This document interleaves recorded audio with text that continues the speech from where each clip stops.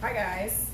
Taylor, Gio, In your house. So right now we're working on advanced leave it, meaning that we're asking her to leave it for many different realistic and practical situations. So for right now, we're working on people doing weird movement. I'm doing weird movement and weird sounds. So I may move a certain way, and we want her to leave it alone. Now you'll notice that we are not saying leave it all the time.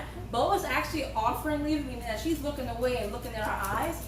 Remember how when we first came over here, we taught them eye contact first? Well, that's the reason why. We wanted to build a really good leave it for you where she's actually leaving it and looking or coming to you for guidance, like, okay, I left it, what's next? Which makes a very strong leave it for us. So for us, again, we're trying to see, can you just leave it alone naturally? Can you leave somebody walking fast or slow, dancing, little weird stuff like that? But anyway, we show better than we tell, so we're going to get started. Alright.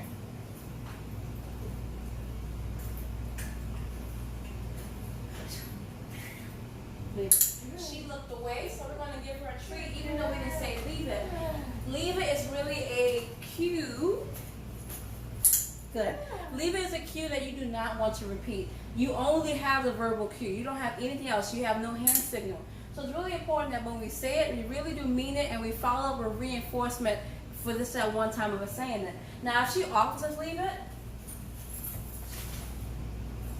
like so, we're going to take that. Now, if she's just looking away naturally, always reward her for that. If she's looking at a trigger, like somebody coming in, and she chooses to look away and come back to you, that's the moment where arming your home is extremely important. Because we want to make sure that we build that, hey, yes, Beaux, leave it alone, stop barking, leave it alone. And we actually did work with the front door where I was coming back and forth, and she left it, which is really awesome. So I'm going to make some weird movements right next to her and see if she can still leave it. Leave it. She's a little uncomfortable, so she walked away, which is fine. She walked away instead of coming towards me and barking at me. Now, there is a little bias here. She is used to us now. She actually got used to us very quickly. Some dogs takes many sessions for them to become comfortable with us doing weird stuff around them, but she's actually comfortable already, which is really cool. However, when we move on to the outside world, maybe bringing somebody else in, it's going to be difficult for us. So we're going to start off here where it's more simple, and I hope that makes sense. Leave it. Yes. Good. So now Gio is testing out the leader cue. 16, is she listening? She's listening very, very well. Beaux, leave it. Yes. Good. And then I'm just gonna. Beaux, leave it. Good. Now I'm doing this on purpose. You should never run behind the dog. This makes all very uncomfortable. Her back is turned. She doesn't know what I'm doing. But it's also going to teach her that in the home, there are going to be maybe kids who come in here or other family members who may walk past her, and she may not know, and she may react in a way we do not like. So we're going to make sure that we are preparing her for these situations. Like, hey, yes, I may move fast next to you. I may do something that's really weird next to you, but it's okay. This is your home. Nothing will happen to you in your home. I'm going to make sure nothing happens to you. We're moving. All right. And now SoG's back in the fray. SoG's a little nervous about our tripod here, so she was like, I'm just going to go over there. Good girl. Good girl. Now I have her moving a little bit. We often find that when dogs remain stationary during practice, it makes it easier for them, but eventually she will need to move as well. So right now I just want to see, are we getting the same results as she's moving when Taylor is moving? Leave it.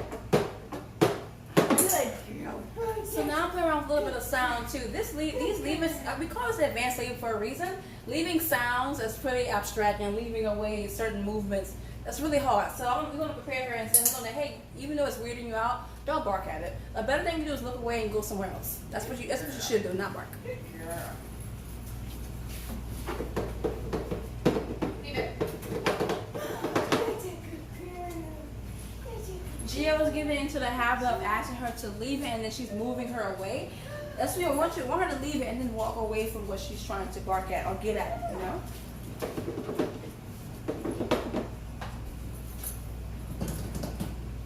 Beaux, leave it. Good job. But yeah, Beaux is doing an amazing job with this. We will continue doing this, and you should practice as well. Very simple practice. I'll put her on leash, and then maybe someone else can make some sounds. See if your leave it will work, and then when it does, reward her heavily for it. Again, we love that you armed your home. Use that, use that. And when you practice, do the same thing we're doing here, and let us know how about your progress. But we are very confident that she will do the same thing for you that she's done for us. The next part we're going to work on is recall. We're going to work on it after this video. But recall will help with the distance aspect of leave it. Right now she's only 3 feet away from Gio. Yeah. So this is a really good starting point. We want to make sure she can leave it from afar because typically she's running up the stairs and you're like a house away. So we're going to work on it next. I hope you guys enjoyed it. Bye.